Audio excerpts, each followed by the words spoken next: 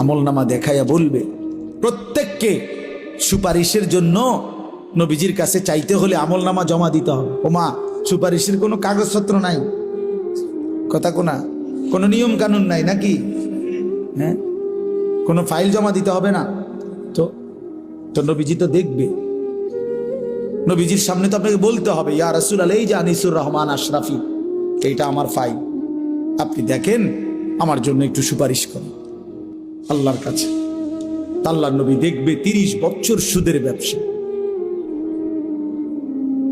60 বছর বয়স, 60 বছর পর্যন্ত বিড়ি সিগারেট খাইয়া গেছে।